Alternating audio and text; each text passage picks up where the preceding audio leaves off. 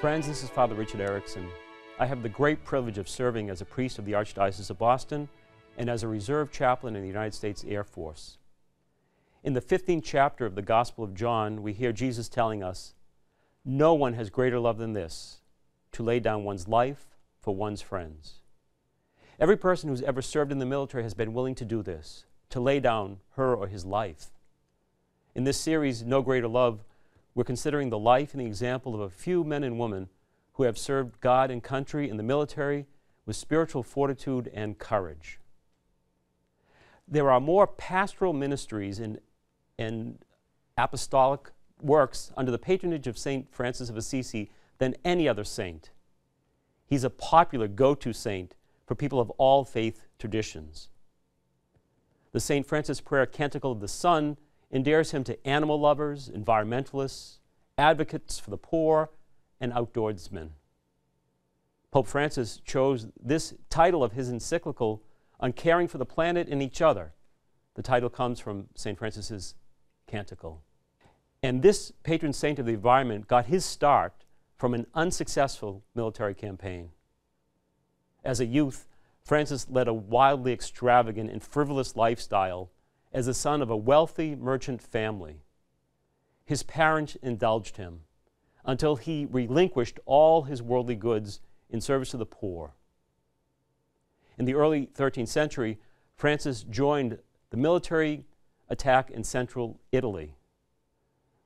The battle was fierce, bloody, and most of his fellow soldiers were killed immediately. But Francis's expensive clothing made him a right target to be held for ransom instead of being killed.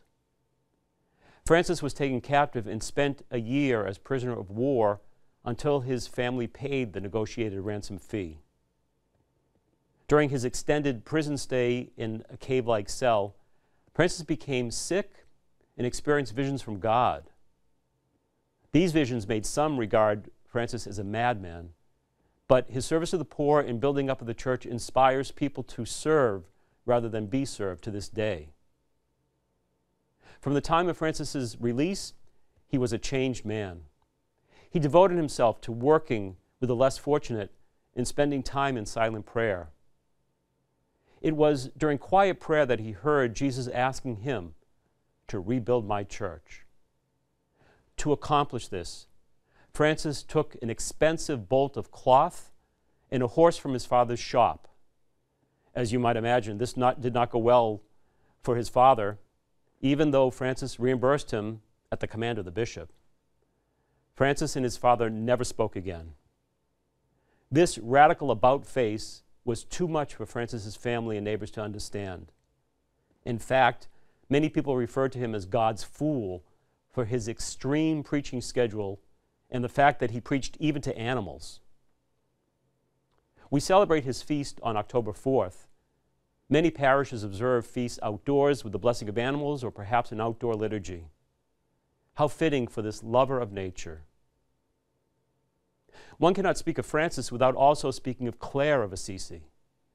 Like many of us in the military, our sisters, mothers, aunts support and advocate for us. Additionally, women serve in many military capacities. Clare was a devoted follower of Francis and with his help established the Poor Clares, following a strict rule of behavior and prayer practices. To be sure, there were rumors in the community about their relationship, but Clare and Francis held steadfast, and their integrity and faithfulness spoke for itself, dispelling any rumors. This is important to remember as we go about our lives. We can address challenges to our service and duty by our authenticity. It's a powerful witness for all. Francis brought together his love of animals and for the Nativity in creating the first Nativity scene. The creche is a visible reminder of the Incarnation and of the way we celebrate all of creation. Francis's prayer life and practices make him a perfect example of both the spiritual and corporal works of mercy. St. Francis showed great love in his life, and we make his prayer our own. Lord, make us instruments of your peace.